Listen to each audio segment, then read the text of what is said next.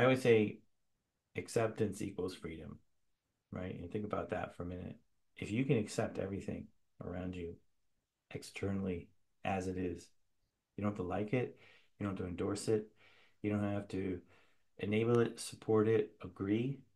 But if you can simply accept this people's behavior, how you're feeling, the weather, what your boss says, the results of your marketing campaign, your sales results, what your team's doing, what your parents are doing, your children, if you could accept it as it is, 100%, you'd be completely free. You're completely liberated from worry, concern, rumination, self-doubt, all these things, stress, anxiety, and even leading further to frustration and anger, resentment. This desire to control and this inability to accept what is, what's actually already happening, what you can't change because it's happening or it's done, and even things that we think we can change, we most likely cannot, or we have very little influence.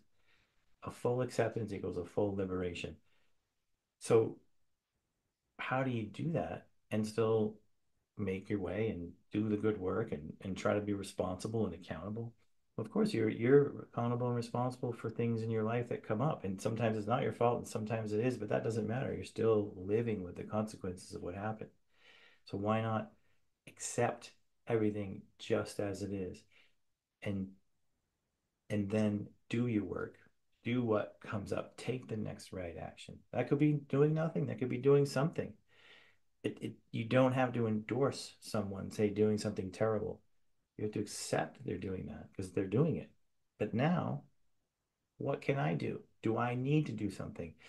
When you act from a point of acceptance, you're acting from a point of peace and clarity. You're acting in your best self. You're not acting from anger, resentment, reactionary. I want to control. Those are things that cause us to react in a way that causes more of the same, more negativity, more anger, more resentment, more suffering mentally. When we remove the suffering through acceptance of what is, now we know, now we have a much better um, access to the right action for us, much better access to what's the best thing that we can do. And in doing that, we will create more and more positive effects around us. We will enhance the external circumstances much more so through a radical acceptance, through an acceptance of everything that is, including how we feel, being okay with not being okay, being okay with someone doing or saying something. You're not okay with it in the sense that you're endorsing it. You have to accept it, and when you do that, it calms the mind to a point where your best action can arise.